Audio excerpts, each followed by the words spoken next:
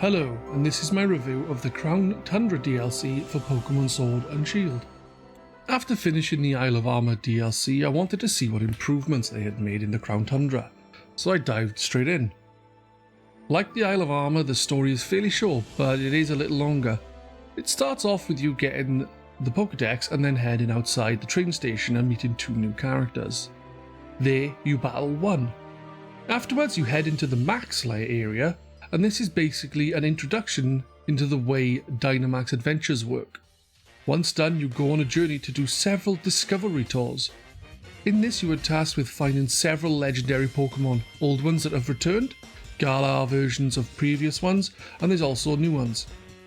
Once finishing these little adventures, you complete the story stuff.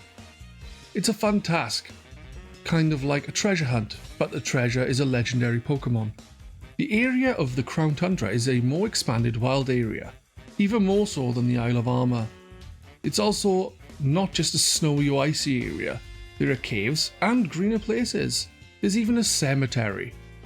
The areas are generally large, and from the looks of things, Sword and Shield's wild areas are the basis for going to a more open world. What I mean is, you have the wild area, then Isle of Armor that expands the idea and adds new environments. Then you get Crown Tundra. It comes along to expand and refine it a little more. It seems to be a build-up to the next generation, where that may be a lot less routes and more open spaces. Though I'm clearly speculating here, it does seem likely, more so when you consider Pokemon Legends Arceus. There's not much I can say about the music. It's all well composed, as it always is with Pokemon. Same with the sound effects. The only thing I can say about the game's performance in any way is that I didn't experience much, if any, slowdown. While minimal in Isle of Armor, I don't remember experiencing any here. The Dynamax adventures are different to what I thought they would be. I assumed you choose your Pokemon to venture through the Max Lair and battle some Pokemon until you reach the end and fight a legendary. I was only half right. While you do battle your way through a lair, it's more like a map where you pick your path. I remember seeing this in the original showcase of the DLC. What I didn't realise was you didn't use your own Pokemon. You actually rent them from the raid lady when you enter. You could choose between 4 Pokemon that you would like to take in. Then the partners who accompany you, be them AI or actual players, pick from the other 3. When you beat a Pokemon, you can either stick with a rental or swap it for the beaten Pokemon, but only if you catch it. It's a clever way to do it, as you have to look at the typing of the Pokemon and work out whether to stick, or twist so to speak. Once you get all the way through and beat the legendary at the end, you can catch it.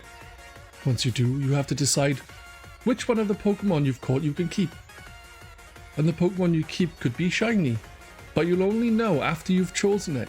The main criticism for me is the lack of trainer battles. You have such a minimal amount of them, it's a bit of a shame. You have a load of added Pokemon and no trainer battles to test your mettle. There was a lack of trainer battles in the Isle of Armor, but as it was only the first DLC I didn't mind too much, as it was a nice change of pace, but I also assumed it wouldn't be the same in the Crown Tundra.